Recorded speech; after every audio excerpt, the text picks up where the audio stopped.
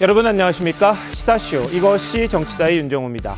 검찰이 2021년 치러진 민주당 당대표 선거 과정에서 최소 수천만 원 규모의 불법 정치 자금이 오간 정황을 잡았습니다. 윤관석 의원을 압수수색하는 등 강제 수사에 나선 겁니다. 자, 이런 가운데 앞서 10억 원의 금품 수수 혐의를 받았던 이정근 전 민주당 사무부총장 1심에서 징역 4년 6개월의 중형을 선고받았습니다. 검찰 구형보다 더 많은 형량입니다. 자, 이 전 부총장에서 시작된 민주당 불법 정치자금 의혹 수사 어디까지 이어질지 전문가들과 바로 짚어보도록 하겠습니다. 어서 오십시오. 네, 사업가로부터 10억 원의 금품을 수수한 혐의로 재판에 넘겨졌었죠. 이정근 전 민주당 사무부총장 1심에서 징역 4년 6개월 실형 선고받았습니다. 자, 관련 영상 먼저 보시겠습니다. 억울함 잘 밝히겠습니다. 금품 수수 혐의에 대해서는 전혀 인정 안 하시네? 네, 인사청탁 명목으로 로비 자금 받은 거 인정하십니까? 아닙니다.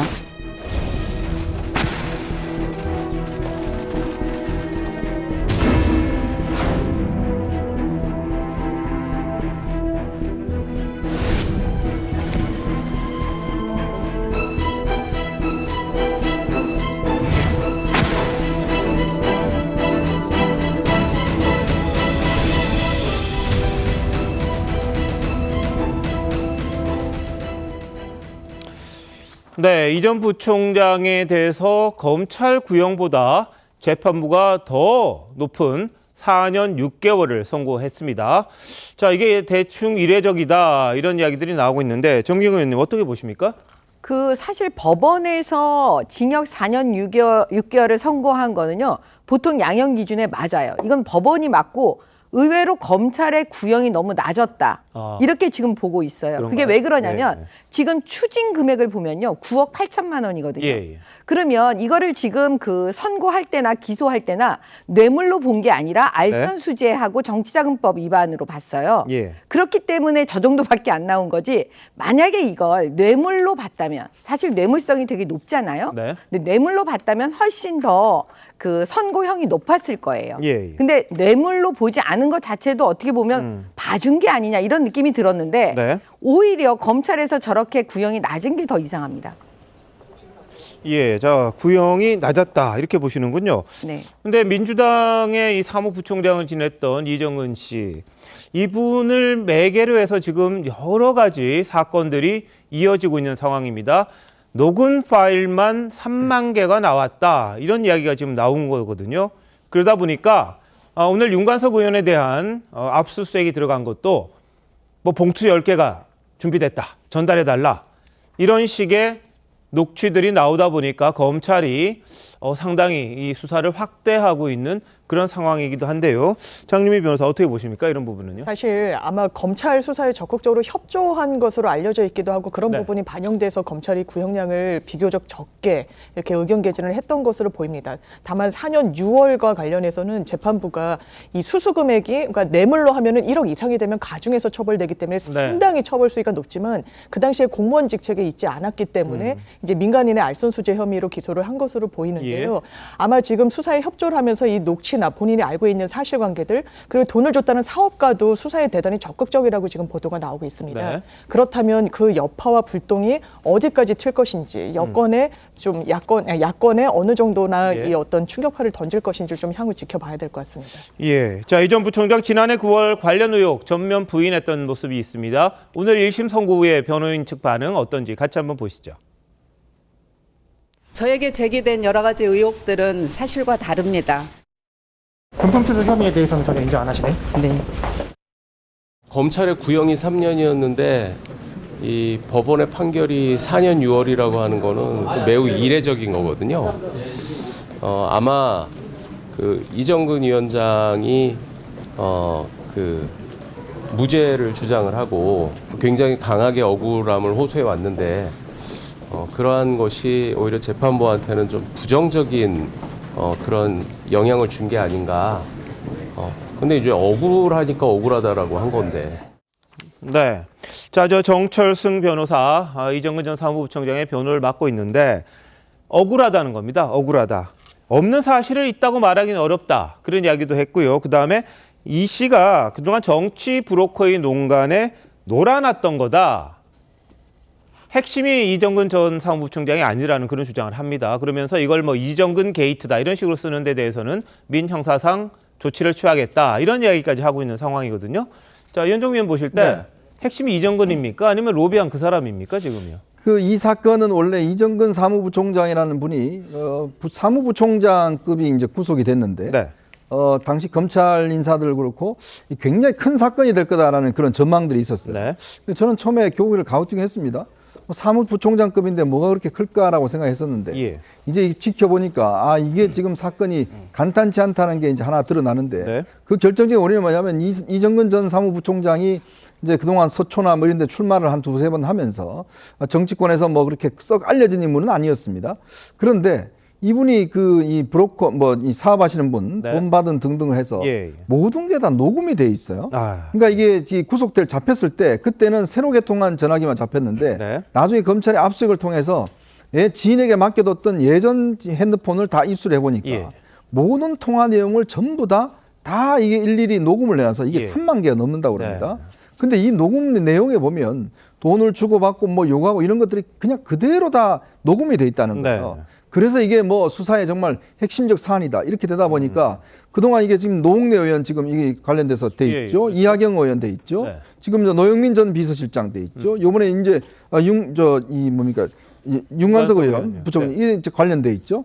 그러니까 이정근 전 사무부총장이 또 발이 꽤 넓다고 그럽니다. 예. 그러다 보니까 이 돈을 받는 것뿐만 아니라 네. 또 다른 사람들하고 뭐 소개시켜 주기도 하고 뭐 등등 그동안 뭐 오빠 언니라고 부르는 사람은 꽤 많다고 하니까 예.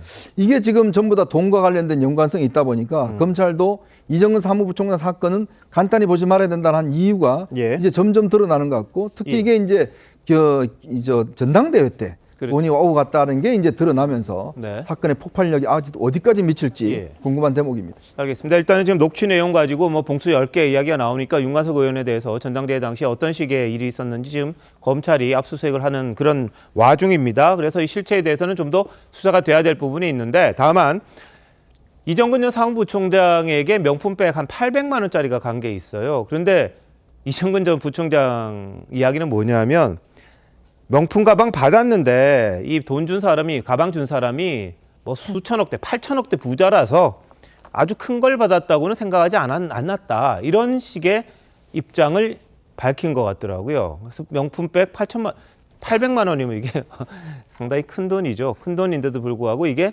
별거 아니다. 이런 식의 이야기를 했다고 합니다. 그래서 이게 과연 적절한 거냐 이런 논란도 좀 있는 상황이고요. 뭐 장관이라든지 뭐 이 고위공직자들과의 친분 관계를 밝히면서 돈을 달라고 요구하더라. 이게 이 돈을 줬던 사람의 증언이기도 하고 주장이기도 합니다. 그러다 보니까 이정근 전 사무부총장이 요구했던 거 그리고 이 사람이 매개가 돼서 또 청탁을 했던 부분이 있지 않겠습니까? 이런저런 것들이 지금 뭐 한두 개가 아닐 것이다. 오늘 검사 5명을 추가를 했다 그래요. 6명을 추가를 했다 그래요. 추가해서 이 사건을 계속해서 밝히겠다는 건데 자, 장희찬 이사장 어떻게 보세요? 일단은 이 이정근 게이트가 어디까지 번질지 오늘 나온 보도만 봐도 지금 민주당 현역 의원에 대한 압수수색이 이로 인해서 촉발된 것 같고요. 일단 앞서 명품 가방 이야기를 먼저 하셨으니까 이게 상대 공여자의 재산이 뭐 수억이든 수십억이든 수백억이든 그게 중요한 판단 기준은 아닐 겁니다. 국민적 상식에 맞춰서 800만 원대의 명품 가방이라면 상당한 고가의 제품이고요. 네. 언론 보도를 통해서도 확인이 되었지만 그 명품 가방 같은 경우도 하나가 아니라 하나 더 사면 안 되느냐. 뭐 이런 이야기를 그 금품 공여자에게 했다라는 녹취록이나 문자 메시지도 나오고 있고 그리고 이 금품을 공여한 사업가 측에서는 이정근 전 부총장이 박영선 전 장관이나 노영민 청와대 대통령 비서실장 등 핵심 실세들과의 친분을 과시하면서 노골적으로 금품을 요구했다라고 말을 하고 있습니다. 뭐 훈남 오빠라고 부르면서 오늘 몇 개만 더 주면 안 돼요라고 보낸 문자가 나왔잖아요. 이 몇 개가 이제 수천만 원을 의미하는 거라고 하는데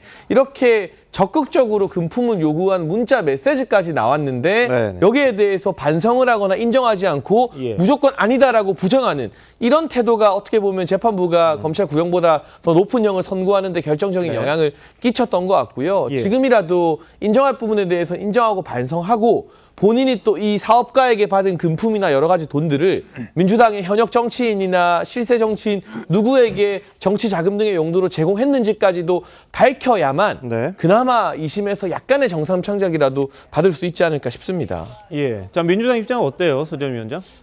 저도 사실은 이정근 이제 지역위원장이었죠. 같이 한 5년 전부터 같이 활동을 했었는데 이제 원외위원장입니다. 즉 현역 의원이 아니기 때문에 예. 실질적으로 사무부총장이란 것도 큰 자리긴 하지만 어떻게 보면 조금 이제 고생한 거에 대한 배려 차원으로 보는 것인데 네. 저는 이제 조금 상식적이지 않다고 하는 것은 저분이 물론 활동을 미비했다는 것은 아니지만 실질적으로 권한이나 힘이 원외에 대한 한계도 있는 것인데 그리고 서초갑이라는 지역이 사실 저도 그렇지만 대구처럼 힘든 지역이거든요. 네. 그래서 지금 민주당 입장에서는 지금 뭐 다는 할 수는 없지만 수사를 지켜봐야 되겠다는 그런 것이 당연한 입장일 텐데 예. 제 개인적으로는 2020년도에 총선에서 저도 같이 나왔을 때 그때 보면 3억 3천만 원 정도 불법 자금을 했다고 네. 하는데 그 당시에는 다 코로나 시기였기 때문에 예. 사실 제 자신도 비대면 선거 방식으로 해서 조직 선거 자체가 안 되기 때문에 뭐 방역통 들고 시장 다니면서 방역한 것밖에 없거든요. 예. 근데 3억 3천만 원이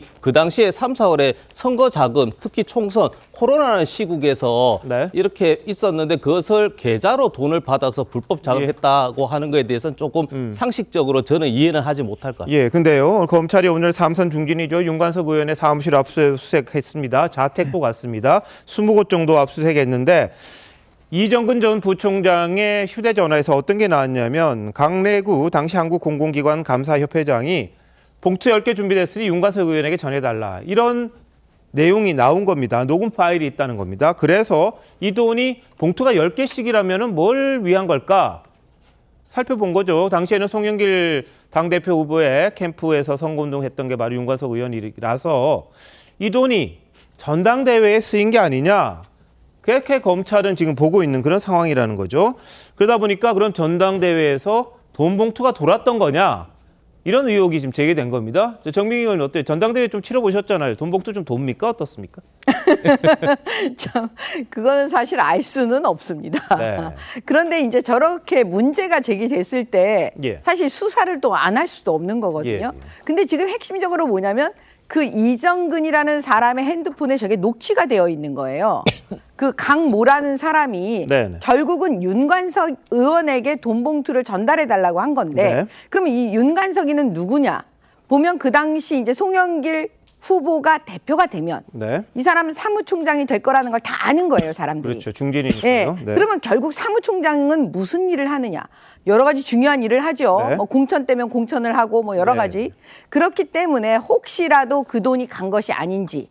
그러면 여기서 검찰은 뭘 수사를 할까요? 예. 이정근 그 여성에게 그걸 물었겠죠. 이거 전달했냐? 돈을 윤관석에게 전달했냐? 네. 저는 그거 이미 확보했다고 봐요. 아. 어느 정도 이정근이라는 사람이 얘기했을 것 같아요. 예. 전달했다고.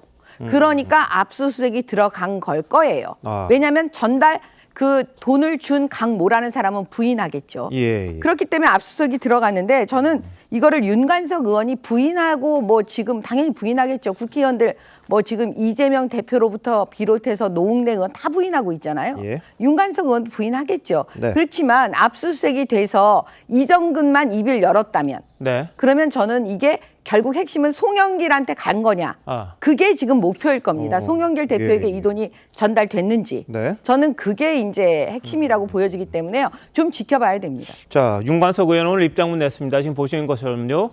돈 봉투 의혹과 저는 아무 관련이 없다. 진술에만 의존한 야당 탄압 기획 수사다. 이런 주장을 했습니다. 이정근 알지도 못했다. 이런 취지의 말까지 했다는데요. 자, 어떻게 보세요? 자, 그때가 이제 2021년 5월이었는데요. 네. 그때 이게 이제 민주당이 임시전당대회가 열렸습니다. 왜 열렸냐면 당시에 이제 재보궐선거 서울시장과 그다음 부산시장 두 시장들이 이제 원래 시장들이 성추문으로 사퇴를 했지 않습니까? 네. 그래서 그때 이제 오세훈 전 시장과 예. 또 박영준 시장이 당선된 선거였거든요. 네. 민주당이 서울 전 지역에서 참패를 했습니다. 아, 예. 이제 그러다 보니까 당 지도부가 완전히 바뀐 거예요. 이낙연 퇴임하고 네네. 새로운 지도부가 성립했는데 그때 이제 처음에는 원래 중앙위원회에서 그냥 대표를 뽑자 예. 이렇게 했었는데 일부에서 안 된다. 이거 전당대회 해야 된다.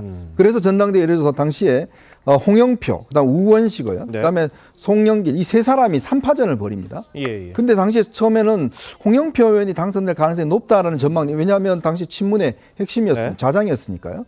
우원식 의원은 이제 민평년에 밀었고 근데 송영길 의원이 당시에 보면 35.6%. 그때 홍영표 의원하고 표차가 0.59% 차이 났어요. 예. 아주 그래서 뒤집었습니다. 아주 이례적인 선거 승리를 했거든요. 네. 이제 그때 바로 이제 윤관석 의원은 원래 이제 인천시장 송영길 인천시장 대변인을 했어요. 예. 그러다 보니까 이제 인천 남동구의 지역구를 이제 두고 있는 3선을 했죠.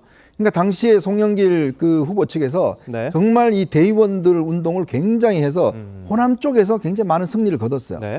이제 그런 전후 사정을 지켜본다면 예. 아마 윤관석 그 당시 의원이 이 선거 자금에 대한 필요성들이 충분히 있었지 않을까. 예. 그리고 그 돈 때문에 사실은 송영길 후보가 당시 대표가 됐지 않습니까? 네. 굉장히 이례적인 선거였는데 그런 등등으로 비춰보면 굉장히 이런 어떤 이 내용들이 조금 설득력 있게 다가오는 게 아닌가 그런 생각이 듭니다. 자, 전당대회에서 그러면은 돈복두 파동이 있었던 건지 그 부분 검찰이 어떻게 수사하느냐에 따라서 상당히 또 파장이 커질 수밖에 없는 그런 상황입니다.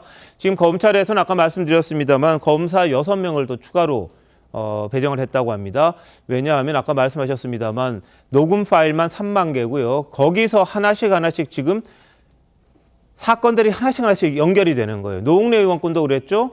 자, 지금 윤관석 의원 것도 그렇죠. 그러다 보니까 그 3만 개 속에 뭐가 있는지 검찰이 지금 다 보려면 이 크기가 점점 커지는 그런 상황일 수도 있다는 겁니다. 그래서 이게 이정근 전 사무부총장을 매개로 한 하나의 야권의 큰 게이트가 혹시 되지 않나. 이렇게 지금 우려하는 사람들도 좀 있는 것 같습니다. 이 사실 여부는 뭐 철저히 밝혀야겠죠. 야당 탄압식이 아니라 범죄 사실이 드러나면 거기에 따라서 사건이 하나씩 또 커질 수 있는 그런 여지가 있기 때문에 상당히 긴장되는 부분이다. 이렇게 볼 수밖에 없을 것 같습니다. 자, 이정근 전 사무부총장 오늘 징역 4년 6개월에 중형을 선고받은 상황이고요. 윤관석 의원에 대한 압수수색, 자택, 사무실, 20곳 정도 압수수색을 검찰이 오늘 했습니다. 그 결과에 따라서 봉투 10개라는 녹취 파일이 있는 그런 상황이어서 어떤 식의 이 파장이 이어질지 한번 지켜봐야겠습니다. 자, 이런 가운데 아까 보여드렸습니다만 정철승 변호사, 지금 이 전 부총장 변호인으로 등장을 했습니다. 그런데 후배 성추행 혐의로 경찰 수사를 받게 됐습니다. 고소를 당한 건데요. 정 변호사는 의혹을 전면 부인하고 있는 상황이죠. 오히려 고소인을 명예훼손 혐의로 맞고소하는 방안을 검토 중이라고 했습니다. 그러면서 뭐라 그랬냐면, 자, 이런 식으로 여성이 남성을 강제 추행하는 추행으로 고소하는 것, 망신주기 같은 일이다. 이로 인해 타격 입는 행태에 대한 심각성이 알려져 있지 않다. 이렇게 지금 반발하고 있는 그런 상황인데요. 자, 정 변호사 아시겠습니다만 지난번 고 박원순 전 서울시장 관련 소송에서 유족 측 대리를 맡기도 했었습니다. 당시 목소리 한번 들어보시죠.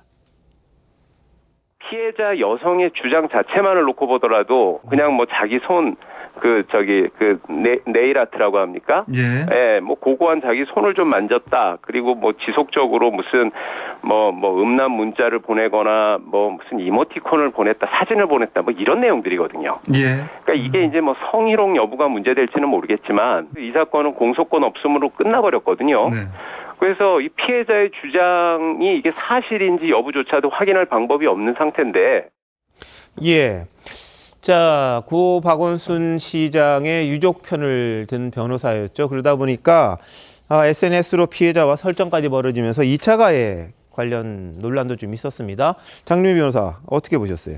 네, 사실 과거에 변호를 하면서 했던 부적절한 발언에 대해서는 본인이 책임을 지면 될 것 같고 아마 이제 새로 게시된 이 사건과 관련해서는 거기가 추정컨대 개방된 공간으로 보이는 부분이 있습니다. 왜냐하면 이제 대한변협에 1차 식사 자리가 있었고 2차 술자리로 옮기는데 건너편에 있는 후배 여성 변호사에게 어떤 이제 추행 행위를 했다라는 게 고소 내용에 좀 주요 골자인 것 같기 때문에요. 이건 목격자가 있다면 그 관련해서 조사를 하면 될 거고 예. 또 이 피해 여성 같은 경우에도 본인이 당했다라고 이야기를 하고 있는데 대법원의 태도가 그렇습니다. 구체적이고 일관되고 그 진술이 흔들리지 않고 가공의 어떤 제3의 사실관계가 개입했다고 보기 어려우면 네. 그 진술을 함부로 배척하지 말라는 부분이 있기 때문에 예. 이 부분과 관련해서 본인이 법적 다툼을 가져가면 될 것 같고 통상 고소가 됐을 때 이게 정말 허위다라고 하면 이제 무고죄로 역고소를 하는 네. 경우들이 많은데 좀 이례적으로 명예훼손으로 문제를 삼고 있는 것 같습니다. 자, 그러니까 이게 뭐 증거 자료가 딱 나오면은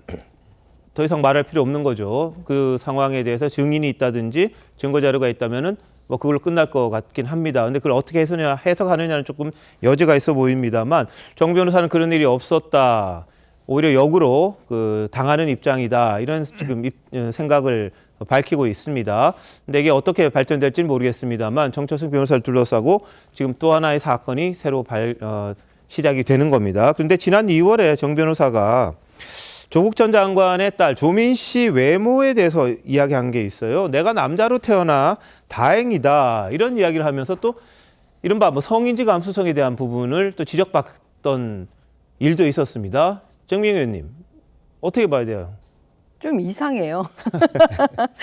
왜냐하면 보통요, 좀 나이가 어린 여성이잖아요. 예. 그러면 그냥 그거를 그냥 예쁘다, 만약에 예쁘다라고 얘기해주고 싶으면 그냥 예쁘다 하면 되는데 그걸 저런 방식으로 표현을 하잖아요. 네.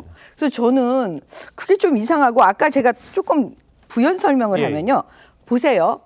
만약에 성희롱이든 성추행이든 성폭행이든 이런 사건이 터지면요. 네.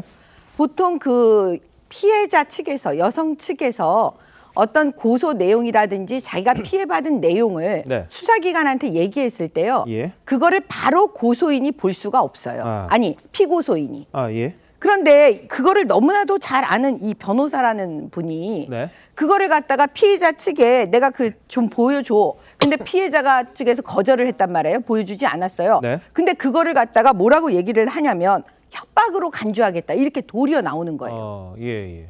그러면 대한민국에서 그 어떤 피고소인도 그러니까 지금 혐의자로 지목된 사람이요. 네. 그 피해자를 향해서 이거 협박으로 고소하겠다라고 말하는 사람은 없어요. 보통의 예. 경우에는. 예. 근데 이런 얘기를 하니까 좀 이상한 것 같아요. 제가 볼 때는. 알겠습니다. 근데 지금 조민한테도 저런 표현을 쓰는 거는 제가 볼 때는 아무튼 이상합니다. 알겠습니다. 현재 정철승 변호사를 둘러싸고도 여러 가지 뭐 일들이 많은데 최근에 성추행 혐의로 지금 고소를 당한 사실이 있어서 이 사건이 또 어떻게 불거질지 지켜봐야 되겠습니다. 자, 지금 속보 하나가 막 들어왔습니다. 다들 기억하시죠? 강남 납치살인 사건이 있었죠. CCTV가 그렇게 많은 강남에서 이 여성을 납치해서 살해했던 일당이 있었지 않습니까? 그 배후 재력가 부부에 대한 신상을 경찰이 공개를 했습니다. 자, 강남 납치 살인 배후 부부 신상 공개인데요. 재력가 부부, 남자는 유상원, 여자는 황은희, 이 두 사람입니다. 범행 배후에 있는 두 사람의 얼굴과 신상을 공개를 했습니다. 자, 이 두 사람 부부인데요. 이경우와 짜고 피해자를 살해했다. 이게 경찰의 지금 수사 내용입니다. 그리고 유상원과 황은희가 피해자와 코인 문제로 갈등을 겪어왔다. 이 코인 문제로 인한 갈등 때문에 다른 사람을 시켜서 이경우 등과 짜고 이 피해자를 납치 살해하는 배우로 등장을 했다. 이게 경찰의 지금 수사 내용입니다. 수사 중인 상황이고요. 지금 이 두 사람 유상원, 황은희 이 강남 납치 살인 배후 부부 두 사람의 신상을 오늘 조금 전에 경찰이 막 공개를 했습니다. 유상원, 황은희 이 사람이 이경우 등과 짜고 피해자를 코인 등의 갈등으로 인한 문제를 가지고 납치 살해하도록 뒤에서 배후에 있다. 이런 내용을 경찰이 신상 정보 공개를 통해서 오늘 알렸습니다. 자, 속보였고요. 자, 다음 이슈 넘어가도록 하겠습니다. 조국 전 법무부 장관 어제 부산 해운대구에서 열린 자신의 북 콘서트에 딸 조민 씨와 함께 참석을 했습니다. 이 자리에서 조 전 장관이 뭐라 그랬냐면요. 인간 조국, 시민 조국으로 살아가야지 되뇌이고 있다. 담담하게, 당당하게 삶을 견디고 살아나가겠다. 이렇게 얘기했습니다. 직접 한번 들어보시죠. 인생에서 돌아가고 싶은 시기가 있다면 언제이고 그 이유는 무엇일까요? 좀 어려운 질문 같은데 제가 사전에 질문지를 보질 못해서 생각을 못 해봤는데 묘한 게 전달될지 모르겠습니다만 돌아가고 싶다면 2019년 8월로 돌아갈 것 같습니다. 길게 답은 안 드리겠습니다. 운동하면서 오히려 사색이 더 잘 된다는 사람도 있더라고요. 어떻습니까, 교수님? 이제 산책을 많이 하는데 제 마음 정리를 할 수 있는 것 같습니다. 저는 뭐 민정수석도 아니고 장관도 35일짜리 장관을 했고 대학 교수도 조만간 아마 그만두거나 그만두게 될 것 같고 그것을 모두 받아들이고 다 내려놓자 그냥 인간조국, 시민조국으로 살아가야지 이런 마음을 가지고 되뇌이고 있습니다. 예, 근데 뭐 좀 잔인한 이야기인지 모르겠습니다만 지금 재판 중이잖아요. 재판 중이고 부인은 유죄 판결을 받았습니다. 조 전 장관도 부인 정경심 정 교수와 무관치 않은 일로 지금 같이 뭐 공범도 돼 있고 이런 상황이죠. 그 상황에서 담담하게 당당하게 살아가야지. 어떻게 들으셨습니까? 일단 인간조국, 시민조국으로 좀 빨리 돌아가 주시면 안 될까요? 계속 무슨 연예인처럼 셀럽처럼 북콘서트 하면서 우리 국민들 요즘에 가뜩이나 좋은 소식도 없는데 화나게 하지 마시고 빨리 좀 돌아가시라. 지금도 월급의 한 30%가량을 서울대에서 받고 있는 것으로 아는데 서울대 교수직도 내려놓을 생각만 하지 마시고 이미 부인 재판에 대한 대법원 확정 판결이 나왔다면 일찍 좀 내려놓으시고요. 그 딸인 조민 씨 같은 경우도 부산대 의전원 입학 취소 처분에 불복해서 또 항소를 하고 조 전 장관이 북콘서트에서 한 말을 들어보니까 만약 복지부에서 의사 면허 취소를 하면 거기에 대해서도 또 재판하겠다고 이미 말씀을 했어요. 그런 것 좀 안 하면 안 될까요? 지연된 정의는 정의가 아니라고 하는데 이런 식으로 사법 절차를 이용해서 이미 대법원 확정 판결 나오는 걸 부정하려고 시간을 질질 끄는 게 본질적으로 이 정순신 전 국가수사본부장 내정자가 그 아들 학폭 지연시키려고 대법원까지 가면서 질질 끌었던 것과 뭐가 다를지 국민들이 참 이해하기 힘들 것 같고 무엇보다 지금 1심에서 징역 2년이 나왔습니다. 우리 법원이 조국 전 장관 일가에게는 유독 관대하다는 생각이 듭니다. 1심 2년이 나왔는데 조 전 장관이 아니었으면 이렇게 구속을 유예하고 마음껏 책 내고 북콘서트하고 할 수 있게 놔두겠습니까? 저는 1심에서 선고된 형이 바로 집행되었어야 한다고 생각을 합니다. 예, 조 전 장관 자신이 되돌아가고 싶은 시기로 장관 후보자로 지명됐던 2019년 8월을 언급했다고 합니다. 조 전 장관은 과거에도 이 옛날로 돌아가면 장관직을 고사했을 것이다 이렇게 말한 적이 있었는데요. 한번 보시죠. 만약 2019년부터 벌어졌던 일을 되돌려서 과거로 돌아간다면 똑같은 선택을 하지 않았을 것입니다. 장관직을 고사했을 것입니다.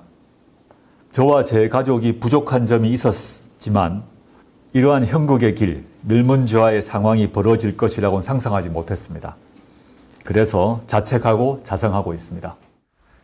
예, 뭐 장관직 수락을 후회한 듯한 이야기도 했습니다만 그럼에도 불구하고 이제 뭐 시민조국 그렇게 이야기를 했습니다. 어떻게 들으셨어요? 표창장 위조에 대해서는 법원이 판결했기 때문에 그에 대해서 교묘히 이제 그 죗값을 또 치르고 있기 때문에 또 자숙할 필요도 있다라는 일각의 주장에 대해서는 합당하다 판단하고 있고요. 저도 2019년 8월 이 자리이지 않습니까? 그때 이제 민주당 패널로 조국 장관에 대해서 나왔을 때 굉장히 제 자신 또 머리가 아플 정도로 힘든 상황이었는데 본인의 어떤 그 수사의 강도로 봤을 때는 인간적으로 그리고 장관을 하면서 검찰의 수사의 강도를 본인이 생각한 그 이상으로 하다 보면 인간적으로는 그 당시를 좀 되돌아가면 이 올바른 선택이 아니었겠구나 하는 자괴감 어떤 선택에 대해서는 뭐 개인적으로 할 수 있겠는데요.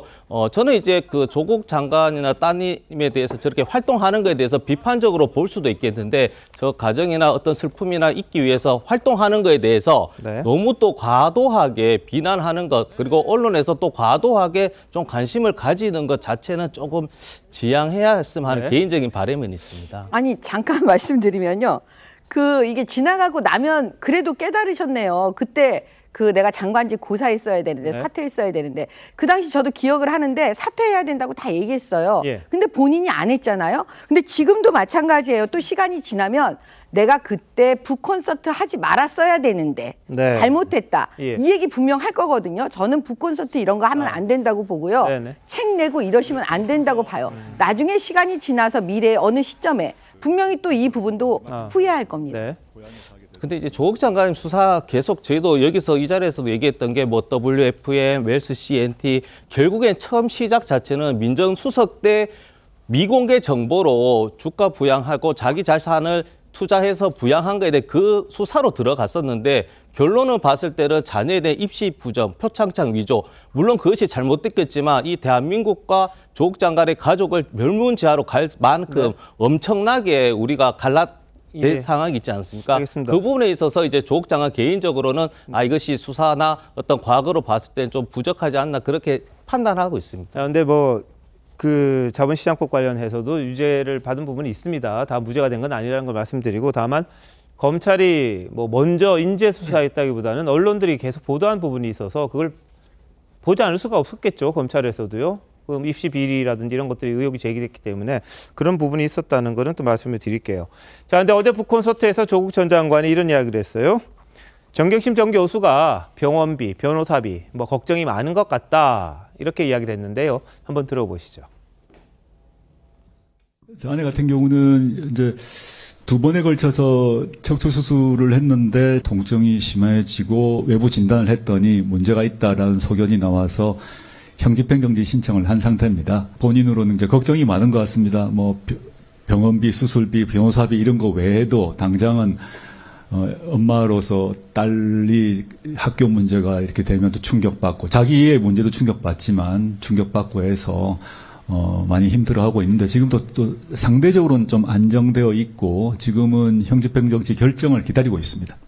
예. 뭐 개인적으로 다 걱정이 많을 수밖에 없겠죠. 변호사비도 이제 계속해서 들어갈 것이고 뭐 병원에도 가야 되고 수술하고 그러는데 다만 단독 보도 나온 게 있었죠. 조선닷컴에서 이 서울구치소 수감자 중에 가장 많은 영치금을 받은 게 정경심 전 교수다. 그 액수가 무려 한 2년 정도에 2억 4천만 원이다. 이런 보도가 났습니다. 그리고 조국 전 장관은 지금 베스트셀러 저자입니다. 한 달 만에 자신의 책 조국의 시간이라는 게 있었죠. 2021년 5월에 썼던 조국의 시간. 24쇄를 찍어서 인쇄 수입이 한 2억 정도 될 거다. 2억 원 정도 될 거다. 이런 지금 추정도 나오고 있는 상황이고요. 최근에 저기 법산책 있지 않습니까? 그것도 뭐 나름 잘 팔렸다. 이런 이야기가 있어서 그리고 조민 씨는 소송 건 거 소송에서 이겨가지고 그 돈이 좀 들어온다. 뭐 이런 이야기를 했었지 않습니까? 어떻게 보십니까? 참 이거야말로 진영 비즈니스를 하고 있다. 저는 그렇게 생각이 듭니다. 지금 조국 전 장관은 징역 2년을 선고받은 피고인입니다. 자, 피고인 신분으로 저렇게 북콘서트를 갖고 자 우리 저 부인 병원비가 없고 변호사비가 없다. 공개적으로 사실은 돈을 좀 달라는 거 아니겠습니까? 저는 저 모습을 보면서 도대체 대한민국의 정의란 무엇인가라는 생각이 듭니다. 즉 실질적으로 지금 형사재판에서 부인은 4년, 본인은 2년을 받았는 지금 피고인입니다. 그런데 재판부가 부인이 구속되어 있으니까 당신까지 구속하면 어려우니까 내보내줬어요. 근데 본인은 지금 뭘 하고 다니죠? 지금 전국을 돌면서 북콘서트를 하고 있고 거기에 딸 조민도 함께 같이 하고 있습니다. 근데 딸 조민은 매일같이 좋은 식당, 좋은 옷 다 셀럽을 올리고 있습니다. 아주 즐거운 모습으로요. 자, 그런데 부인에 지금 돈이 없다라고 한쪽엔 손을 벌리고 있고 한쪽에서는 정말 즐거운 생활을 하고 있습니다. 이걸 우리 국민들이 어떻게 봐야 될까요? 정말 이들 이 부녀가 전국을 돌아다니면서 지금도 부산에 가서 어제는 뭐 옷도 입고 하던데 정말 우리 국민들을 저는 우롱하는 게 아닌가라는 저는 그런 느낌을 지울 수가 없습니다. 그리고 2019년 8월로 돌아가겠다? 그럼 2019년 8월 전에는 이 혐의가 없었습니까? 아주 아무 혐의가 없는 깨끗한 사람인데 2019년 8월 그 본인이 장관이 되면서 검찰이 의도적으로 많은 사건을 만들어내서 본인이 이렇게 만들었다. 이걸 이야기하고 싶은 거 아니겠어요? 그럼 그전에 혐의가 없었나요? 숨겨져 있었죠. 숨겨진 혐의를 검찰이 찾아낸 겁니다. 언론이 찾아낸 겁니다. 근데 본인은 마치 그 이전에는 정말 깨끗하고 아주 순수한 사람이었었는데 검찰과 언론이 자기를 의도적으로 이렇게 만들었다. 그 이야기를 하고 있는 거 아니겠습니까? 알겠습니다. 자, 뭐 본인들이 직접 뭐 모금을 한 건 아니고요. 한 유튜브가 친조국 유튜버가 영치금 계좌를 방송에서 공개하면서 많은 사람들이 성원했다 이런 이야기가 나왔습니다. 근데 조 전 장관은 또 무슨 이야기를 했냐 하면 딸이 지난 10년간 의사 자격 시험 때문에 정신이 없었다. 지금은 상대적으로 시간이 남아서 무료 봉사하고 맛집 돌아다니며 즐거운 생활을 하고 있다. 이렇게 근황을 전했는데요. 조민 씨 목소리와 함께 들어보시겠습니다. 근데 저는 도망가고 싶지 않습니다. 국내 여행도 다니고 맛집도 다니고 이제 SNS도 하고 더 이상 숨지 않고요. 혹시 앞으로도 가끔 나와서 음식 얘기할 생각 있어요? 여행 이야기나? 딸내미는 이제 항소를 한 상태고 학교 문제가 확정되면 보건복지부에서 의사 자격 문제에 대한 취소를 하게 되면 또 그에 대한 소송이 진행되는 이렇게 예상되고 있습니다. 그래서 저희 딸은 현재로는 이제 무료 봉사하고 있고 지난 한 10년간 의대 공부하랴, 의사 자격 시험 보랴, 인턴하랴 정신이 없었기 때문에 지금은 상대적으로 시간이 나서 지금 여기저기 맛집 돌아다니고 이러고 즐거운 생활 한 10여 년간 전혀 공부만 하다가 지금 즐거운 생활을 하고 있는 것 같아서 저는 앞으로 오래 더 하라, 오래 더 쉬고 놀아라라는 얘기를 하고 있고요. 직접 뵈면은 어머니 항상 이렇게 되게 웃고 계시고 제가 이렇게 좀 활달하게 이렇게 다니는 것에 대해서 엄청 좋아하세요. 네. 그런 걸로 좀 낙을 가지시는 것 같고 어머니도. 네.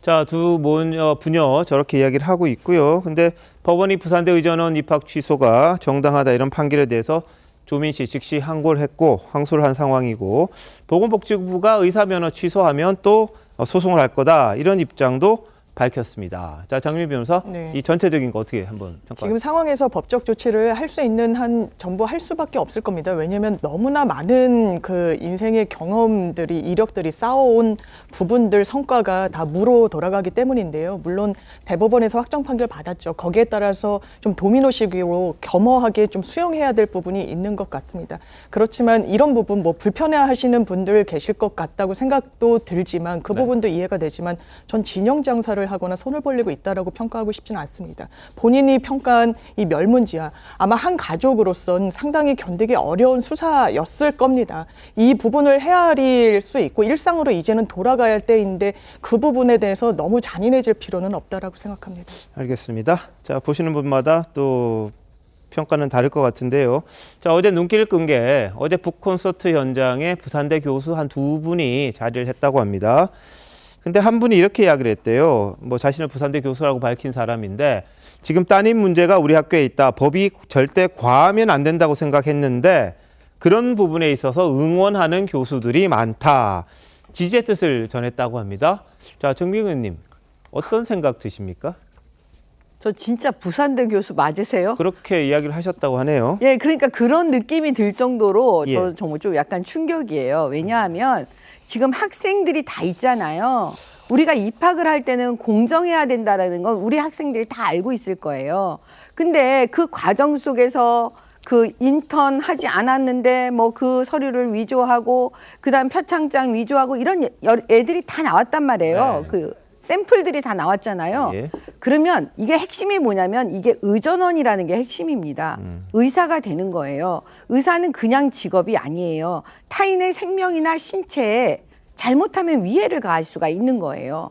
그러면 이게 단순한 직업이 아니기 때문에 더 엄격하게 해야 되는 거예요. 네. 그러면 의사 면허 당연히 취소하죠, 국가가.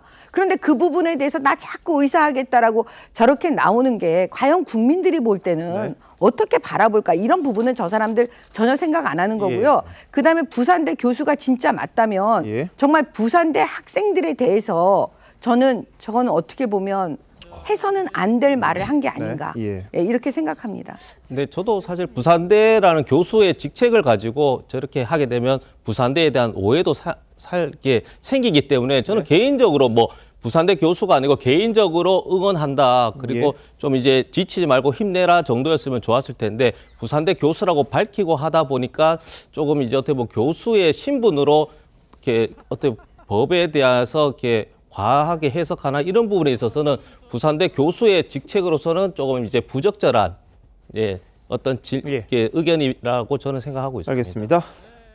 자, 교수님의 생각이 저러시면 학생들은 그럼 뭐 적당히 해서 학교에 들어가도 별 문제가 없는 건지 거기에 대한 부분들 아마 좀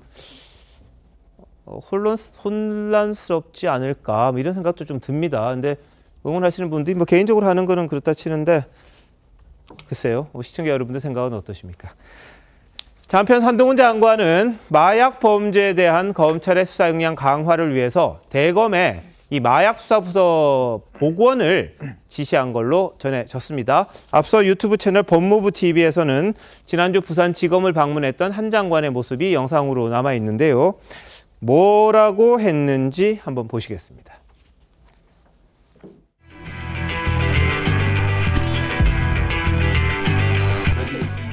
그대로 지금 나만 되는 것 같아요.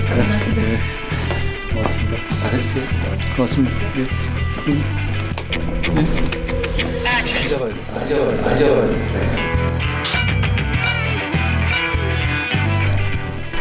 하여튼 많이 잡아야 돼. 지금 안 잡으면 나중에 우리가 전체적으로 후회할 거예요. 확실하게 잡고. 공무원은 그냥 할 일을 정확하게 하면 되는 거고요. 우리는 범죄자를 제대로 잘 때려잡아서 국민을 잘 보호하는 겁니다. 생각보다 국민들이 우리 별로 그렇게 싫어하지 않습니다.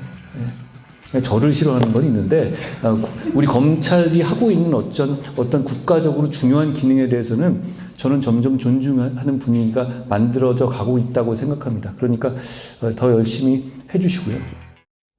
예, 한 장관은 부산지검 직원들에게 이야기를 한 거죠. 강력하게 마약을 단속하라 이런 말을 했고요.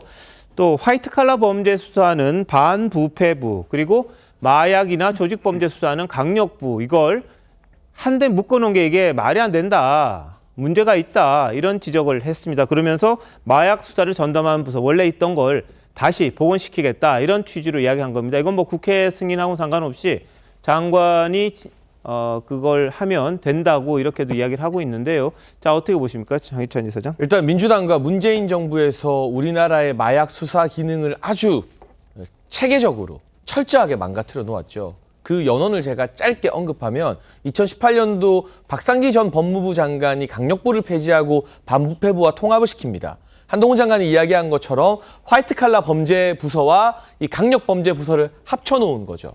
그러고 나서 추미애 전 법무부 장관은 이제 대검의 마약과까지도 아예 강력 마약과라는 형태로 조직범죄과와 함께 통으로 묶어버려요. 그러니까 마약 수사는 전문성을 지니고 단독으로 해야 되는 수사임에도 불구하고 계속 그걸 없애버리는 거죠. 또 이제 검찰개혁을 빙자한 검경 수사권 조정으로 인해서 마약 수사 전문성이 있는 검찰들이 나서기 전에 경찰로 많은 업무가 넘어가게 되고 한동훈 장관이 시행령으로 마약 수사를 복원시키려고 하는데도 마약 수사 예산을 전액 삭감하겠다고 민주당이 국회에서 으름장을 놓고 있는 상황입니다. 아니 이분들은 마약 수사와 무슨 원수가 졌는지 모르겠는데 2018년부터 이렇게 체계적으로 마약 수사 기능을 약화시키다 보니까 황운하 민주당 의원의 말대로만 따져도 마약이 5배 는 것이고 관세청에서 마약이 적발된 건수로는 17배가 늘어났어요. 문재인 정부 5년 동안. 우리가 언제 아이들 학원 보낼 때 마약 음료수 마실까 봐 걱정하는 나라였습니까? 그런 나라가 갑자기 돼버렸기 때문에 한동훈 장관이 유독 마약 수사력 강화에 대해서 저 영상을 통해서도 대국민 메시지를 던지는 것이고 실제로 반부패부와 강력부를 분리시키면서 마약 수사 역량을 강화시켜야 된다. 지금을 놓치면 골든타임을 놓치게 된다라고 위기의식을 가지고 있는 것 같습니다.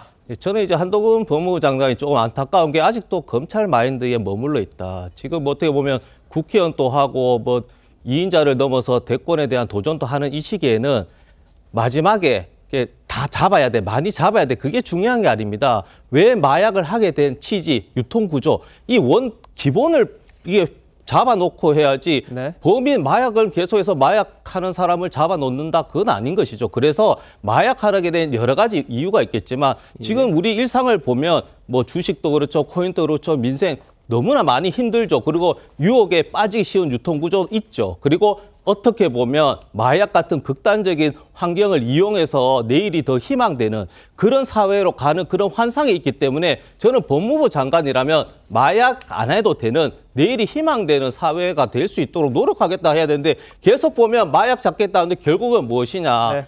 왜 민주당이 법 하나 잘못 만들어서 마약 청정구에서 마약 이렇게 범죄자를 양산해서 대한민국이 마약으로 해서 어떻게 보면 불쾌한 나라로 만드냐에 대한 문제 제기를 이렇게 비꼬는 거 아닙니까? 그 마약 범죄는 핵심이 뭐냐면 제보하는 거예요. 네네. 제보자들을 특수하게 관리하지 못하면은 그게 힘든 거거든요.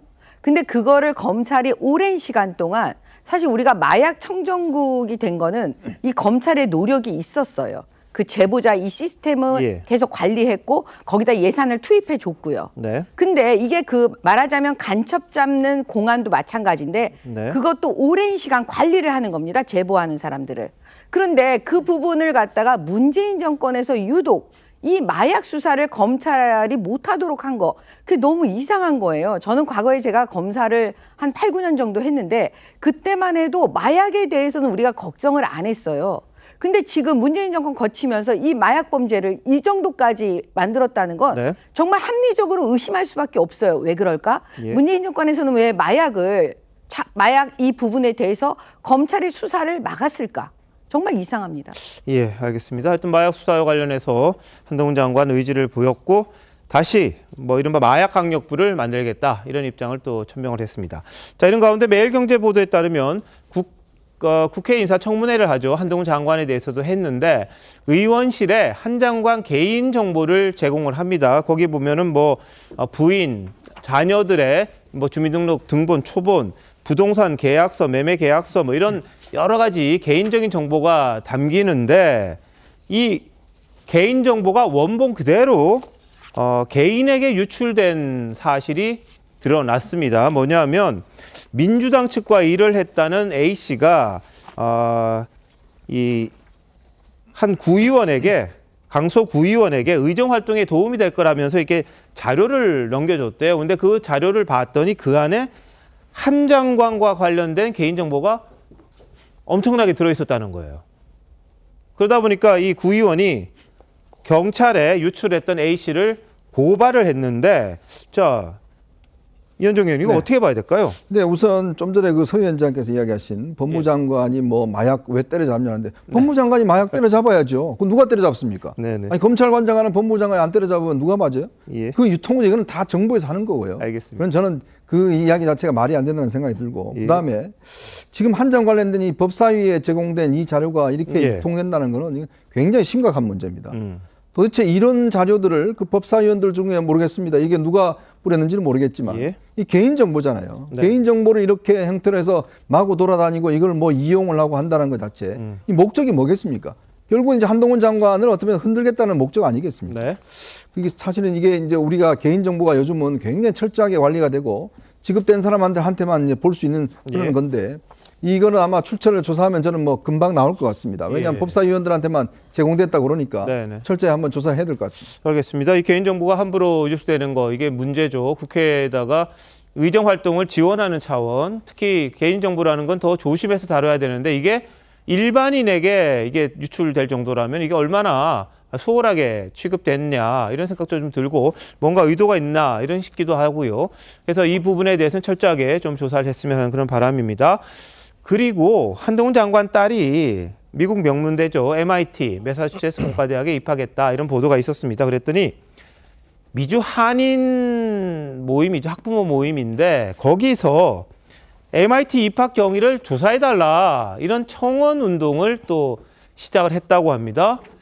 자, 장혜창 이사장, 이게 어떻게 봐야 돼요, 이거? 이건 좀 집단의 광기라는 생각밖에 들지 않습니다. 합리적인 의혹이 있다면 당연히 제보할 수 있고 언론도 파헤치겠지만 지금 한동훈 장관 딸과 관련해서는 지난 이 법무부 장관 청문회에서부터 민주당 의원들이 줄기차게 여러 의혹을 제기했지만 실체적으로 확인된 게 없습니다. 그때 드러나는 건 3M이 어떻고 이모가 어떻고 하는 민주당 의원의 이 수준 낮은 지리 실력뿐이었죠. 그런데 멀쩡하게 이 합리적인 절차를 거쳐서 미국 명문대에 입학했는데 정치적으로 생각이 다른 또는 보수 진영의 장관 딸이라는 이유만으로 이렇게 집단적인 공격을 해서는 안 된다라는 생각이 들고요.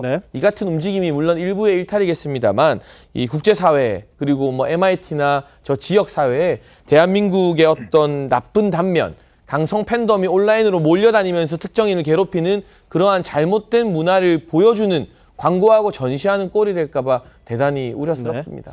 자, 이들은 청원서를 통해서 어떤 이야기를 했냐면 지난해 5월 2명의 한인 자매가 유명한 대학에 입학을 했는데 표절 문제를 좀 조사해달라 이런 서명 운동을 했었다. 근데 올해는 이 자매와 공모한 또 다른 학생, 이게 아마 한장관 딸로 추정이 됩니다. MIT에 합격했다면서 근거를 제시하지는 못했어요. 다만 이런 저런 논란들이 국내에서 있었던 거를 알리면서 이 부분에 대해서 이 공정성이 위협될 수 있어서 조사해달라 이런 취지로 이야기했다는 겁니다. 제가 기억하기로 한동훈 법무부 장관 청문회 때 이 문제가 나왔어요. 그래서 교육부 차관에게 여쭤봅니다. 이런 문제, 고등학교 학생이 어떻게 일반인을 뛰어넘은 어떻게 논문을 쓰고 저서에 참여할 수 있냐 문제 제기를 해서 교육부에다가 이거 진상조사하고 수사해야 되지 않냐고 하니 교육부 차관이 답변이 한동훈 법무부 장관 자녀는 외국 고등학교 다니고 있다는 겁니다. 그 외국 고등학교는 실제 법상으로서는 우리 교육부가 수사나 요구할 권한이 없다. 그래서 이게 확인되지 않은 걸로 마무리된 것이거든요. 그래서 이 부분은 좀 법이 아니면 한동훈 장관 본인이 제일 잘 아시기 때문에 그 저서에 대해서 그리고 못 썼던 거에 대해서 한번 공개도 해서 한번 검증할 필요는 있다고 봅니다. 알겠습니다. 근데 이 한동훈 장관 딸이 어떤 걸 가지고 MIT에 들어갔는지는 아는 분이 없을 거예요. 아마 어떤 자료를 제출했고 어떤 스펙을 제시했는지 MIT 나름의 입학 사정이 있을 테고 그 부분에 따라서 문제가 되면 아무래도 문제가 되겠죠. 근데 청원이 들어갔으니까 어떤 식이든지 조사를 할지 안 할지 모르겠습니다만 미주 한인 학부모 모임에서는 한 장관 딸의 입학을 둘러싸고 또 청원을 하는 일이 또 있었습니다. 한편 최근 정치권 일각에서는 한 장관의 이 화법, 이게 굉장히 좀 논란이 많이 됐습니다. 김남국 의원이 한 장관과 관련해서 오늘 또 언급한 게 있었는데요. 최근 한 장관이 어떤 이야기를 했었는지 한번 들어보시죠. 법무부 장관 포함해가지고 제가 앞으로 어떤 주의 종직이라든가 뭘 다 걸겠습니다. 의원님 뭐 거시겠습니까? 거시는 거 좋아하시잖아요. 그건 답이 아니죠. 동문서답이죠. 그러니까 의원님 원하시는 대로 말해드려야 되는 건가요? 그건 아니죠. 질문 요지 없으면 못합니까? 지금 장학 퀴즈 하는 거 아니지 않습니까? 원래 불구속 수사가 원칙 아니에요? 이것은 반드시 구속할 정도로 중대한 사안이었기 때문에 구속영장 청구한 거고 증거가 충분했습니다. 뭐가 문제죠? 한동훈 장관의 평소 어법과 화법이 원래 저랬던 건지 아니면 국회에서 나와서 일정하게 설정이 된 건지 저는 그것도 궁금했거든요. 국회에서 답변하실 때만 좀 그러신 거예요. 평소에는 예의 바르시고 친절하게 말씀을 하시는데 이상하게 어떤 사안에서 이렇게 TV가 딱 이렇게 카메라가 돌아가면 또 그러신 거 아닌가 그러면 라는 생각이 들고요. 똑같은 말을 하더라도 약간은 막 시비 걸듯이 한다든가 아니면 장관직을 걸겠다. 이게 있을 수 없는 이야기잖아요. 오만한테도 그런 점 고쳐야 된다. 1대1 대화라면 네, 장미 변호사 어떻게 보셨어요? 사실 김남국 의원이 오늘 이렇게 평가를 하게 됐는데 과거에는 한동훈 장관이 기자들이 본인에게 질문을 하지 않아도 기자들이 있는 곳으로 자진해서 가서 발언을 한다 이런 취지의 언론 인터뷰를 한 바도 있습니다. 이걸 종합하면 아마 이제 제3자 견지에서 본 것에 불과할 수 있겠지만 그러니까 언론을 상당히 본인 입장에서 잘 활용하고 그 무대에서 굉장히 좀 강도 높은 발언을 하고 있는 것으로 보이는 측면이 있습니다. 그렇다면 한동훈 장관은 무엇을 의도해서 이런 강도 높은 발언을 할 것인가라고 생각하면 국민들이 이 정치 입문을 당연히 생각하시지 않겠습니까? 네. 최근에 여론조사도 국민들이 그렇게 평가하고 계신 부분도 있고요. 그렇다면 장관직에선 내려와야 됩니다. 국회는 야당 의원들과 말싸움하는 자리가 아닙니다. 말싸움으로 이겨먹는 자리가 아닙니다. 국민들께 설명하고 어떤 결함이 있다면 그 부분을 보완해 나가겠다고 점검받는 자리인데 그런 태도는 정말 전혀 없기 때문에 윤여준 전 장관 같은 경우에도 이게 정치 입문할 게 아니라 국무 처리가 어떻겠냐 이런 평가를 내놓는 것 같습니다. 자, 근데 한 장관은 자신의 화법을 지적하는 데 대해서 이야기한 게 있어요. 뭐라고 했는지 이어서 한번 보시죠. 장관의 국회에서의 발언이 너무 직설적이다. 그런 해설이나 충고들은 대부분 공직자가 국민에게 어떻게 하면 더 잘 봉사할 것인가에 대한 얘기가 아니라 공직자가 어떻게 하면 정치인 개인으로서 성공할 수 있는지 정치적 처세술에 대한 것 같습니다. 저는 그런 거 생각하지 않고 할 일 최선을 다해서 하겠습니다. 아나모 인식, 국회 경식, 국민 무시하는 것 이런 것도 그 윤석열 정부 평가의 하나의 단초나 또는 구성인자가 된다라고 생각하는데 어떠세요? 정상적인 질문을 하실 경우에는 정상적으로 답변 드리고 있습니다. 네. 그러니까 지금 민주당이나 야권에서 한동훈 장관의 태도에 대해서 계속 지적을 하는데 그 내용에 대해서 의미 있는 지적을 한 부분을 들었던 기억이 없습니다. 결국 이 질의의 내용으로 한동훈 장관의 어떤 논리적 완결성의 트집을 못 잡으니까 자꾸 답변 태도 가지고 구는 것은 여러 명의 의원들이 돌아가면서 질의할 수 있는 제1야당 입장에서 너무나 옹색하다라는 생각이 우선 들고요. 그리고 무엇보다 한동훈 장관이 정의당의 류호정 의원과 비동의 가능죄 등을 가지고 국회에서 질의했던 장면이 화제로 떠올랐었는데요. 그때는 어떤 사상이나 이 소신이 굉장히 다른 두 사람의 질의 응답이었지만 말 그대로 한동훈 트집 잡기가 아니라 정책에 대한 질의를 류호정 의원이 했고 한동훈 장관도 본인이 알고 있는 부분에 대해서 굉장히 상세하고 친절하게 설명을 하면서 그야말로 질의다운 질의가 이어졌다라는 평가가 있었습니다. 민주당 의원들이 뜬금없이 청담동 술자리 이야기하고 갑자기 대체 복무요원 몇 명인지 아느냐고 장화 퀴즈하고 이렇게 나와버리면 한 장관이 뭔가 설명을 하고 싶어도 설명을 할 수 있는 무대가 깔리지 않는 거 아니겠습니까? 최소한 민주당의 뭐 중진이다 또는 언론인 출신이다 하는 의원들이 국회에서 가장 젊은 축에 속하는 류호정 정의당 의원의 질의를 보고 좀 배웠으면 좋겠습니다. 예. 자, 이런 가운데 김남국 의원은 한 장관의 내년 총선 출마설에 대해서 가능성이 높다 이렇게 점쳤는데요. 한번 보시죠. 차기를 대권을 노릴 것으로 생각이 되고 이미 정치인의 행보를 보이고 있어서 이번 총선에 반드시 전 출마할 거라고 봅니다. 저는 환영합니다. 한동훈 장관이 아까 천하람 변호사님 세련됐다라는 그 이미지를 말씀해 주셨는데요. 동네 가면 천하람 변호사님이나 저 같은 마당새 같은 이미지가 잘 먹힙니다. 네.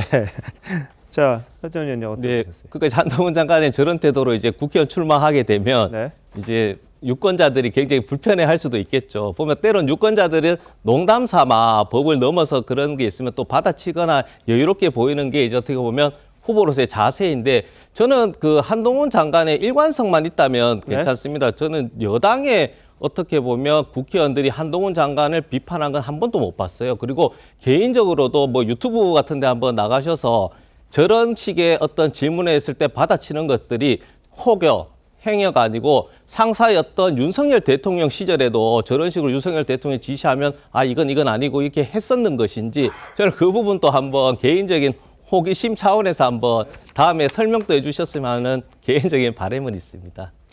글쎄요. 국회의원 질의에 장관이 답변을 제대로 하면 다 정치하려고 그러는 것이다 라고 이제 이야기를 하고 있는데 그만큼 국회의원들 얼마만큼 정말 한동훈 장관과 토론할 수 있을 정도로 준비하고 노력한 모습 과연 저는 보지를 못했습니다.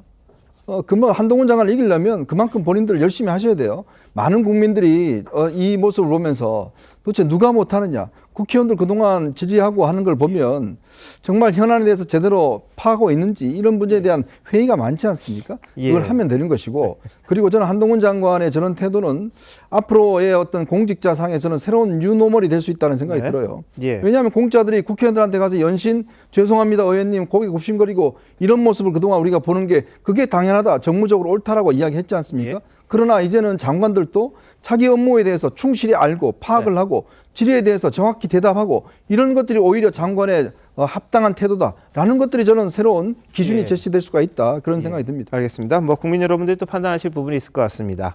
이재명 민주당 대표가 어제 당대표 취임 후 가진 첫 외신 기자 클럽 초청 기자 간담회에서 다소 민감한 질문들을 많이 받았습니다. 화면으로 한번 보시죠.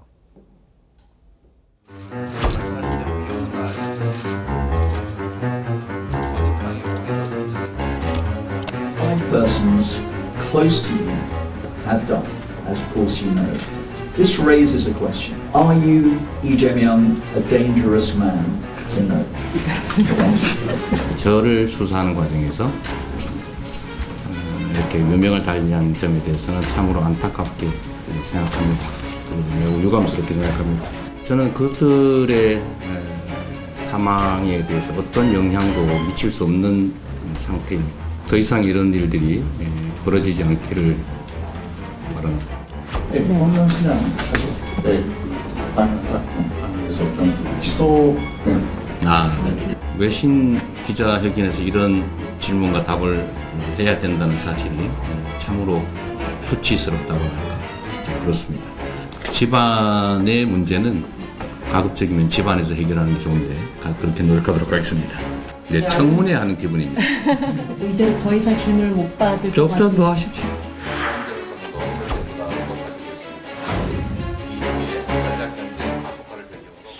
예, 자 정병훈 의원님 어제 기자간담회 어떻게 보셨어요? 결국에는 그 이재명 대표의 사법 리스크를 향해서 또 물어볼 수밖에 없는 상황이잖아요. 근데 진짜 멘탈은 엄청 강한 분이세요. 지금 저 상황에서도 네. 계속 본인에 대한 그 사법 리스크 부분을 응답하는 거를 보면 예. 참 보통 사람은 아닙니다.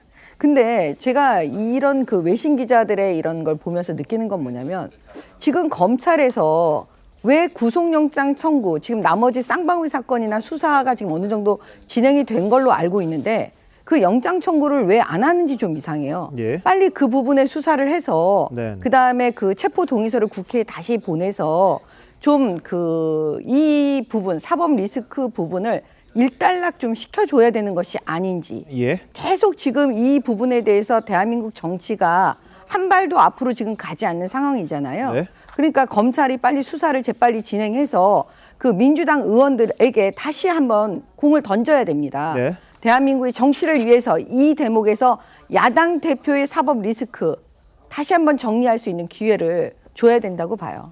예. 근데 사실 저기 주변인 5명 사망 관련해서 뭐 덴저러스 맨이라고 하는 수시간에 걸쳐 질문 하나가 저게 유독 포커스가 맞춰지니까 이재명 대표의 사법 리스크로 인해서 모든 외신 기자도 어떻게 보면 무용하다 이렇게 예. 주장할 수 있는데 한번 시청자분들께서도 한번 유튜브 들어가서 한번 확인해 보시면 외교라든지 그리고 네. 뭐 대만 문제, 특히 언론에 대한 어떤 정부의 역할 그리고 정부가 대한민국 권익, 국익을 위해서 어떤 자세로 해야 되는 예. 여러 가지 이슈에 대해서 이재명 당대표의 주장을 넘어서 리더십의 어떤 그런 의견을 제시한 부분이 있거든요. 네. 그래서 저 부분만 나온 건 아니다. 예, 그래서 예. 그걸 꼭 말씀드리고 싶습니다. 자, 근데 어제 외신기자클럽 간담회에서 한 일본 기자가 물었습니다. 민주당에서 이 독도를 일본에 바친다는 식의 프레카드 내걸고 선전전해서 친일몰이하는 것 아니냐. 광우병 시즌2라는 지적이 나온다. 이렇게 물었거든요. 이 대표의 답 한번 같이 들어보시죠.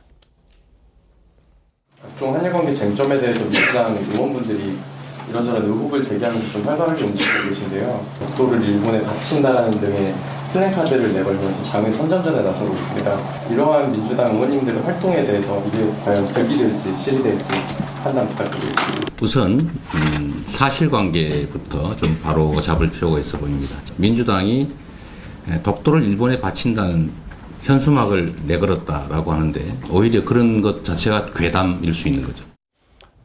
예, 자, 이 대표 저렇게 이야기를 했는데, 자, 윤종희 의원 어때요? 네. 민주당 홈페이지에 들어가 보시면요. 지난 3월 21일 제25차 이 프랭카드 시안이라고 해서 나온 게 있습니다. 저게 바로 독도까지 바칠 텐가.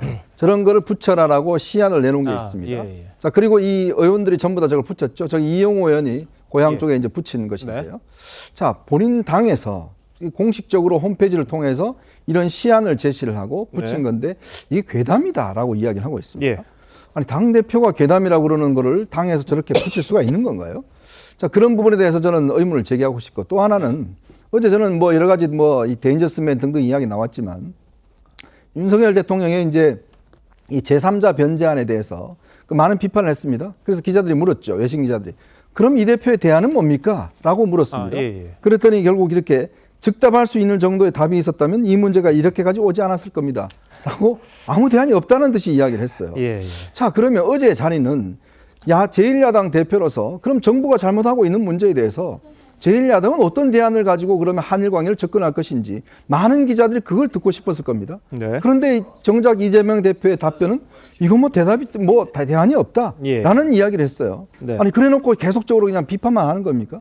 그러니까 도대체 야당의 대안은 뭔가요? 네. 도대체 이 한일 관계를 풀어야 된다는 그 전제 속에 어떻게 풀 건지 그런 부분들을 사실은 외신 기자들은 많이 전 귀담아 들었을 때 저는 생각이 드는데 근데 고작 하는 이야기가 대안이 없다라는 이야기. 더구나 당에서 공적으로 붙이라고 한 그 이 프랭카드에 대해서도 괴담이라고 하는 이야기. 이걸 어떻게 이야기해야 될지 참 당황스럽습니다. 지역구에 내건 PC 플랜카드를 못 챙겼을 수는 있을 것 같습니다. 그렇다면 지금 윤석열 정부의 외교력과 관련해서 어떤 상황입니까? 지금 일본이 외교 청서를 냈습니다. 계속해서 윤석열 대통령이 강조했다는 김대중 오부치 정신 계승하겠다는 내용 빠졌습니다. 독도에 대해서는 일본이 뭐라고 공식적으로 선언했습니까? 본인들 땅이라고 했습니다.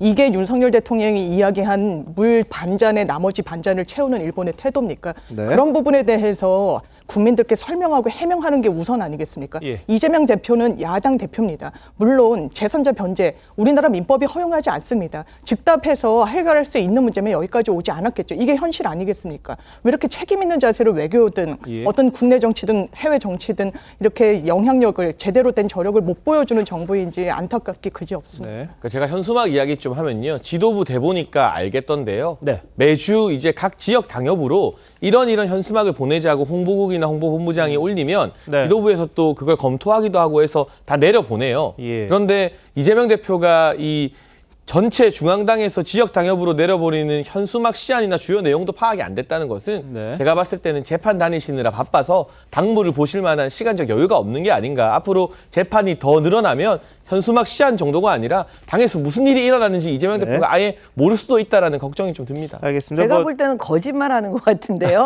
내용 다 아는데 외신 기자한테는 그냥 거짓말을 예. 하면서 대담이라고 이렇게 얘기하는 그 이재명 대표 다 와요. 예, 근데 이 대표 이런 이야기도 했어요. 현수막 내걸었다는데 그건 팩트 확인이 필요한 일이다. 그랬으니까 뭐 여지를 좀 뒀다고 볼 수도 있습니다만 다만 이게 그런 것 자체가 괴담일 수 있다. 그런 거 민주당에서 할 리가 없는데 왜 했겠느냐 이런 취지입니다만 보셨습니다만 실제로 프레카드가 저런 것들이 걸렸다는 거 그건 또 사실로 또 드러난 점이 있습니다. 자, 소 위원장 뭐 하실 말씀 있어요? 그러니까 이제 일본 기자가 묻는 그 취지 예. 자체는 그렇게 일본 그 독도를 매개체로 해서 친일몰이하는 것이 맞냐? 네. 그것도 멘트도 있지만 그 자체가 괴담이다. 그리고 뭐 대구 같은 경우는 독도는 우리 땅이라고 해서 변형합니다. 그래서 국민의힘은 모르겠지만 민주당에서는 공보국의 시안이 일단 기본으로 가긴 가는데요. 그 지역의 정서나 어떻게 보면 네. 지역위원장의 권한 혹은 예. 당원들의 의견에 맞춰서 그 시안이나 내용이 수정되거나 글이 다 바뀔 수 있기 네, 때문에 그러겠죠. 예, 그래서 이재명 대표 입장에서는 그것이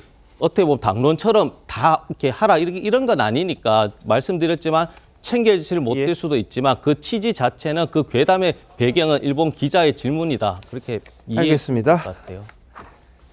자, 한편 이재명 대표가 어제 외신기자클럽으로부터 우산을 하나 선물 받았는데요. 이걸 두고도 상당히 지금 뭐 흥미거리가 됐다 그래야 되나요? 뭐 논란이 됐다 그래야 되나요? 한번 보시죠.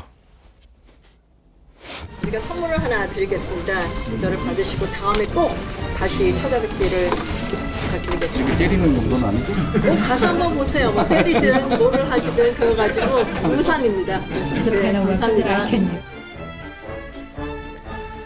네. 자, 우산 선물의 의미가 어떤 경우라도 당신을 지켜줄게요라는 뜻이다. 그렇게 이제 일부에서 온라인 커뮤니티에서 한 사람이 해석을 했던 겁니다. 그랬더니 외신기자클럽 측에서는 특별한 의미는 없다. 과거 연사들에게도 다 증정을 했다. 이렇게 이야기를 했는데 이 대표 때리는 용도는 아니죠. 휘두르면서 그걸 이야기해서 또 화제가 되기도 했습니다. 자, 다음 이슈로 넘어가 보도록 하겠습니다. 이재명 대표의 측근으로 불리는 정진상 전 실장의 재판에 유정규 전 본부장이 증인으로 출석했습니다. 법적으로 이제 계속해서 폭로전 이어가고 있는 그런 상황인데요. 또 CCTV 논란이 계속해서 이어집니다. 어제 재판에서는 CCTV 어떻게 배치가 되어 있었는지 배치도까지 나왔다고 합니다. 자, 한번 보여주시죠. 그 CG로 저희들 준비를 했는데요. 배치도를 보면 자, 시장실 안에 하나가 있어요. 그리고 바로 앞에 정진상 실장의 자리가 있는데 그걸 조금 나와야 회의실 앞에 CCTV가 하나 있고 입구 쪽에 또 하나가 있는 겁니다. 복도에서 들어오는 그쪽에요. 자, 이 CCTV가 과연 어떤 역할을 했느냐를 놓고 서로 간에 또 주장이 엇갈리고 있는 그런 상황이죠. 자, 과거에 어떤 말을 했는지 한번 보시죠. 본인의 자리가 다른 직원들에 둘러싸여 있었기 때문에 구조상 뇌물을 받는 건 불가능했다 이렇게 돼요. 직원 2명이 앉아 있었는데 그러니까 없을 때도 있고요. 그리고 거기는 또 사각지대에 있는 것으로 알고 있습니다. 제가 책상에 넣어놓기도 했고요. 거기 있을 때는 그 응접실 쪽에 했는데 거기서는 CCTV 안 보입니다. CCTV가 켜져서 자기는 돈을 받을 수 없다. 그걸 써먹을지는 상상도 못했어요. 뻔히 자기도 알면서 네. 어떻게 저 이야기를 할 수 있을까? 네. 참 황당하더라고요. 그것도 정진상이. 정진상은 게다가요, CCTV가 만약에 네. 작동이 된다 하더라도 네. 거기 사각지대입니다. 아. 그 자리가. CCTV 안 보여요. 아. 사각지대예요. 제가 몇 번 확인했어요. 그리고 그 자리는 깊숙하게 들어가 있어서 안 보입니다. 게다가 파티션이 굉장히 높게 쳐져 있고 안 보여요. 또 안에 있는 응조실 있잖아요. 거기는 CCTV도 안 보여요. 아예. 네. 자, 정 전 실장 좌석이 그 앞에 그림 보셨습니다만 회의실이 아니라 이 바깥 복도 쪽으로 향해 있었기 때문에 또 높은 파티션이 있어서 CCTV가 그 방향을 잡지를 못한다는 뜻입니다. 그리고 CCTV가 이 방향이 어디로 돼 있느냐 이것도 중요하겠죠. 입구 쪽을 향했을지 아니면 시장실 쪽을 향했을지에 따라서 이게 잡힐 수도 있고 안 잡힐 수도 있고 그런 부분이 있지 않습니까? 그래서 유동규 전 본부장은 이 CCTV 설치해봐야 정 실장 자리는 비춰지지도 않고 그거에 뭐 뇌물을 줄 수 없는 그런 상황을 증명하는 것도 아니다. 이런 이야기를 한 겁니다. 이현정 의원. 네. 어떻게 보셨습니까? 그러니까 이제 정진상 실장이 이 유동규 씨로부터 돈을 받았다는 어떤 그 정황, 네. 그걸 이제 어떤 계속 부인하기 위한 이제 설전이 벌어지는 거 아니겠습니까? 특히 이제 정진상 같은 경우는 지금 사실 국회 와서도 그렇지만 이분이 굉장히 그 사진도 찍지 않고 그리고 또 사무실 같은 경우도 보면 파티션을 높게 쳐서 다른 사람들이 볼 수 없도록 제가 듣기로는 경기도 있을 때도 그랬다고 그래요.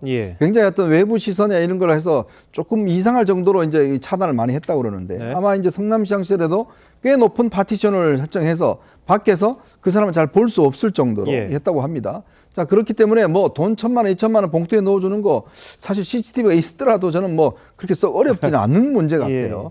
그러니까 이게 이제 이 문제가 이제 어떤 진정성, 신뢰성을 깨뜨리기 위한 이제 논쟁 같은데 지금 뭐 성남시청 직원의 진술 등등을 따져보면 유동규 씨의 진술이 상당히 좀 저는 신빙성이 있지 않는가 그렇게 보여집니다. 자, 뭐 특히 지금 사진 이야기가 나왔으니까 그런데요. 정진상 전 실장 사진 언론사에서도 딱 한 장, 증명사진 비슷한 그거 한 장 말고는 없어가지고 정 전 실장이 누군지 거의 모를 지경이었습니다. 아무리 이 사진 말고는요 찾을 수가 없더라고요. 정진상 전 실장 공직에 있었음에도 불구하고 사진이 없어가지고 이것만 계속 썼었거든요. 그만큼 좀 자신을 드러내기 싫어하는 사람 아니었냐 뭐 이런 이야기들 좀 돌아왔습니다. 법원 검찰 나오기 전까지는 사진이 일절 없는 그런 상황이기도 했습니다. 장윤 변호사. 저 주장과 관련해서는 뭐 재판에서 쟁점이 됩니까? 원래 검찰도 그렇게 얘기하지 않았습니까? CCTV 자체가 구동되지 않는다. 그런데 증인 신문을 하면서 CCTV 배치도를 짚고 어느 방향으로 어떤 각도로 설치돼 있었는지를 묻는다는 건 최소한 CCTV가 그 당시에 구동되고 작동하고 있었다는 전제에서 출발하는 겁니다. 그렇기 때문에 유동규 씨 말이 조금씩 바뀌어가는 부분 신뢰하기가 상당히 어려운 측면이 있고 재판부도 이게 유의미하기 때문에 CCTV가 그 당시에 기능했다라고 보기 때문에 이런 증인신문 사안을 지켜보고 이 재판장에 나올 수 있도록 한 겁니다. 이렇게 말이 바뀐다는 사실은 본인의 재판에 결코 유리하지 않을 겁니다. 우리가 보통 이제 증인의 이야기를 들을 때요. 만약에 증인이 거짓말을 한다 그러면 내가 그때 1,000만 원 이렇게 해서 그냥 줬습니다라든가 이렇게 그러니까 뭐라면 포괄적으로 말을 해요. 두루뭉실하게. 근데 지금 유동규 씨 진술은 어떻게 되어 있냐면 그 정진상 주머니 있는 재킷을 입었는데 오른쪽 주머니에 돈을 넣었을 거라는 둥. 그다음에 그 정진상이 그 돈을 빼서 또 안쪽에 넣었다. 그다음에 정진상 자리 우측에 여닫이 서랍장이 있다. 뭐 이런 얘기를 굉장히 구체적으로 하잖아요. 그러면 그거 다 확인하거든요. 그러면 그거에 대해서 신빙성이 굉장히 높아지는 겁니다. 제가 볼 때는 재판부가 유동규 씨 얘기를 들으면서 유동규 말이 다 신빙성이 있구나. 이렇게 생각할 것 같아요. 네, 그러니까 두 분이 이제 돈을 주고 받은 진실은 아무도 모르죠, 사실은. 그런데 이제 저는 의아했던 게 오늘 또 아침에 뭐 앞서 말씀 봉투 얘기해서 가슴에 넣고 이렇게 봉투에 넣었다고 해봤는데 한 1,000만 원이면 그렇게 이렇게 얇지는 않습니다. 그것을 사무실 옆에 이재명 시장이 있는데 와서 그러면 운행일지도 있어야 되고 출입을 하게 되면 비서가 어떤 목적으로 방문했을까 물어봤을 텐데 그것을 예를 들어 정진상 실장 같은 경우는 실질적으로 이재명 시장이 가장 인정하는 측근인 이유가 정책적인 통입니다. 어떻게 보면 머리가 비상하고 그런 분이신데 사무실로 와서 1,000만 원을 달라고 하는데 그 1,000만 원이 누구에서 난 것이며 그리고 정말로 정치인사 실장에 돈을 받으려고 하면 그 장소 물론 역발상 말씀드리지만 받을 수도 있지만 뭐 공문 처리라든지 책이 아니고 그냥 봉투로 갑자기 호주머니에 넣었는데 그걸 받아서 했다라는 것 자체가 물론 법원에서 어떻게 판단할지 모르지만 그게 상식적인가 하는 의구심은 듭니다. 알겠습니다. 뭐 판사가 CCTV 등 증인 채택에서 제대로 본다니 감은 결과 지켜보겠습니다. 잠시만요. 대한민국 이슈의 중심 시사쇼 이것이 정치다. 여기까지입니다. 내일 다시 찾아뵙겠습니다. 고맙습니다.